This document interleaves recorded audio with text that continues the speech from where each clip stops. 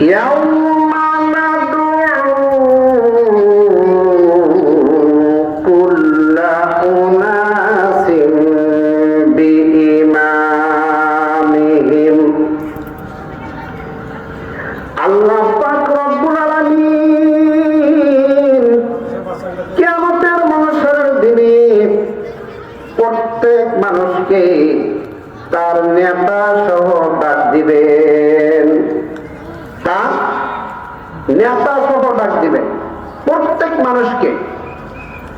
তাহলে আমাদের নেতাকে হুজুর দেখেন, ইয়াউমা নাদউ কুল্লা উনাসিন বিইমামিহিম। আল্লাহ পাক রব্বুল আলামিন কিয়ামতের মাহশরের দিনে প্রত্যেক মানুষকে নেতা সহ ডাকবেন। আমার বন্ধুগণ, কিয়ামতের মাহশরের দিনে আল্লাহ পাক রব্বুল আলামিন বলবেন, ও নূহ আলাইহিস সালামের নেতার লোকেরা দাঁড়াও, এইদিকে আসো। ও ইব্রাহিম আলাইহিস সালামের নেতার লোকেরা এইদিকে আসো, দাঁড়াও। ও ঈসা রুহুল্লাহর নেতার লোক দাঁড়াও, এইদিকে আসো। ও মুহাম্মদুর রাসূলুল্লাহ সাল্লাল্লাহু আলাইহি সাল্লামের নেতার লোক এইদিকে আসো। আমার বন্ধুগণ, আল্লাহ পাক রব্বুল আলামিন বলবেন, ও ইমাম আবু হানিফার নেতার লোকেরা দাও, এইদিকে আসো। আমি আপনাদেরকে বিনীতভাবে আরজ করতে চাই, আমার বন্ধুগণ, হযরত নূহ আলাইহিস সালাম একজন নবী, কথা বলেন ঠিক না ঠিক? হযরত নূহ আলাইহিস সালাম জান্নাতে যাবে যে, এর মধ্যে কোনো সন্দেহ আছে কি? সন্দেহ আছে? 100% গ্যারান্টি জান্নাতে যাবে। হযরত ইব্রাহিম আলাইহিস সালাম জান্নাতে যাবে, এর মধ্যে কোনো সন্দেহ নাই, 100% গ্যারান্টি জান্নাতে যাবে। হযরত মূসা আলাইহিস সালাম জান্নাতে যাবেন, এর মধ্যে কোনো সন্দেহ নাই, 100% জান্নাতে যাবেন। লা শাক্কাতে কোনো রকমের কোনো সন্দেহ নাই। আমাদের মুহাম্মদুর রাসূলুল্লাহ সাল্লাল্লাহু আলাইহি ওয়াসাল্লাম 100% জান্নাতে যাবে, এর মধ্যে কি নাই, কোনো সন্দেহ নাই। জান্নাতে যাবেন যাবেন, এমনকি জান্নাতে যাওয়ার জন্য প্রত্যেকটা মানুষ যে জান্নাতে যাবে, আল্লাহর নবীর সই ছাড়া, আল্লাহর নবীর সুপারিশ ছাড়া কোন ব্যক্তি জান্নাতে যাইতে পারবে না। সুবহানাল্লাহ বলেন, জবান করে বলেন। আল্লাহ যদি সৃষ্টি না করত তোমাকে, সৃষ্টি করত না আর সৃষ্টি করত না আর জমিন আসমানকে, ইয়া রাসূলুল্লাহ ইয়া হাবিবাল্লাহ, জবান করে বলেন, ইয়া রাসূলুল্লাহ ইয়া হাবিবাল্লাহ। তাই বলতে কোনো সমস্যা? ওটা কি ঠোঁট পালিশ দিয়ে আসছেন? ঠোঁট পালিশ দিচ্ছেন নাকি? না, কথা বলা যাবে না? বলেন মোহাম্মদ, বলেন ইয়া রাসূলুল্লাহ ইয়া হাবিবাল্লাহ। শাফাআতের অধিকার আল্লাহ দিয়েছেন তোমাকে, তোমার শাফাত ছাড়া, তোমার শাফাত ছাড়া কেউ যেতে পারবে না জান্নাতে। ইয়া রাসূলুল্লাহ ইয়া হাবিবাল্লাহ ইয়া রাসূলুল্লাহ।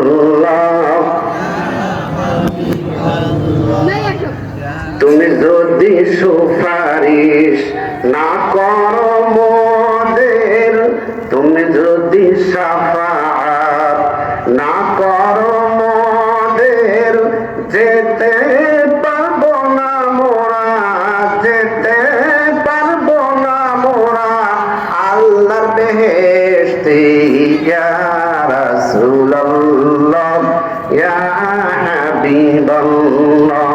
ইয়া রাসূলুল্লাহ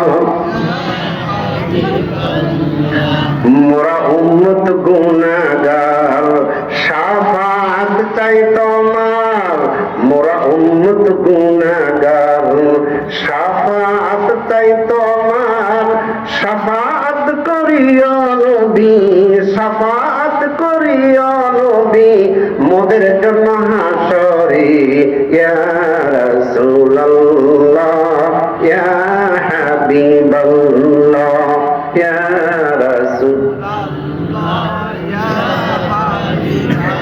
আমার বন্ধুগণ ও আমার পরদার আড়ালের মা ও ভগ্নীগণ, আমি আপনাদের প্রতি দৃষ্টি আকর্ষণ করে বলতে চাই যে নবীর শাফাআত ছাড়া কোন মানুষ জান্নাতে যাইতে পারবে না।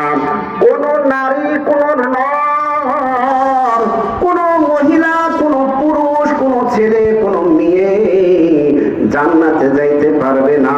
তাহলে সেই নবীকে যদি কোন ব্যক্তি, সেই নবীর যদি কোন ব্যক্তি ভুল ধরে আমার বন্ধুগণ, তাহলে ওই ব্যক্তি মনে হয় আগে জান্নাতে যাবে।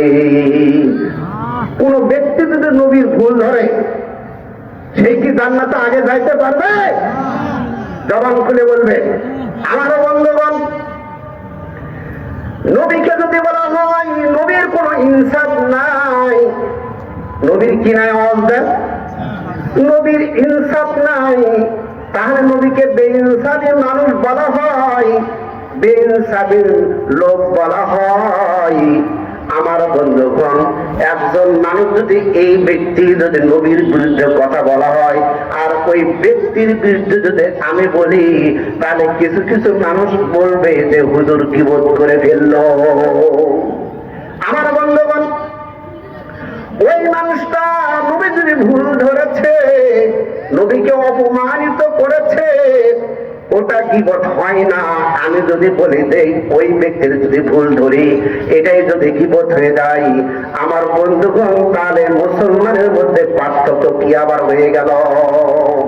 অতএব যে সমস্ত মানুষ নবীজির ভুল ধরবে, নবীজির গালাবে, অপমানিত করবে, আল্লাহর নবীর কাছে যদি ফেরেশতারা হাজির হয়ে এই সমস্ত রিপোর্ট গুলো করতে থাকে, ও নবীজি অমুক দেশের অমুক লোক আপনার বিরুদ্ধে এই কথাগুলা বলছে, এটা লিপিবদ্ধ হয়ে থাকবে।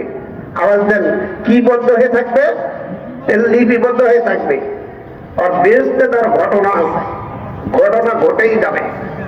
আমার বন্ধুগণ, তাহলে নবীজির শাফাআত পাইতে হলে নবীজির গুণগান গাইতে হবে। কথা বলেন ঠিক না ঠিক?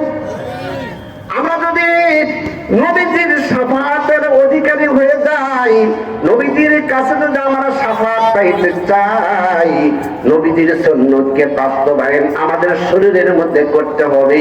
নবীজির সুন্নতের বাস্তবায়ন আমাদের সমাজের মধ্যে করতে হবে, এমনকি ইউনিয়নের মধ্যে করতে হবে, থানার মধ্যে বাস্তবায়ন করতে হবে, জেলার মধ্যে বাস্তবায়ন করতে হবে।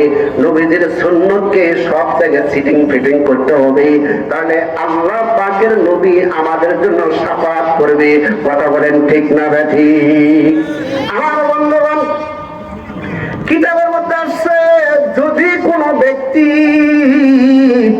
নবীর উপরে বেশি বেশি করে দরুদ শরীফ পাঠ করবে, ছেলে হোক মেয়ে হোক, নর হোক নারী হোক, মহিলা হোক পুরুষ হোক, যে কোনো ব্যক্তি হোক না কেন, নবীজির প্রতি বেশি বেশি দরুদ শরীফ পাঠ করবে, মুহাম্মাদুর রাসূলুল্লাহ সাল্লাল্লাহু আলাইহি সাল্লাম তাকে আগে সুপারিশ করে জান্নাতে প্রেরণ করে দিবে। বলেন সুবহানাল্লাহ, লিল্লাহি তাকবীর। সুপারিশ আগে চাইতো নাকি? বলেন। সাপোজ মনে করেন আমি দিনে দরুদ শরীফ পাঠ করি 100 বার, ইনি দিনে দরুদ শরীফ পাঠ করে 150 বার, ইনি প্রতিদিন দরুদ শরীফ পাঠ করে 200 বার।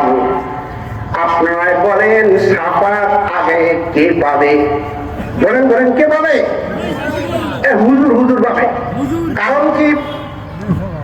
ওনার আমল নামে প্রতিদিন 200 বার দরুদ শরীফ পড়ে গেছে, আমার আমল নামাতে 150 বার করে গেছে, এনার আমলনামাতে প্রতিদিন 150 বার করে গেছে। হাদিসের মধ্যে প্রিয় নবী বলেন, যার আমলনামাতে বেশি দুরূদ শরীফ পাওয়া যাবে, রাসূলুল্লাহ সাল্লাল্লাহু আলাইহি ওয়াসাল্লাম তাকে আগে সুপারিশ করে নিয়ে জান্নাতে পাঠিয়ে দেবেন। বলেন সুবহানাল্লাহ। কারা কারা নবীজির শাফাআতে আগেই জান্নাতে যাইতে চান? দুহাত উঁচা করে দেখান, লিল্লাহি তাকবীর। হাত নামান। তাহলে দুরূদ শরীফ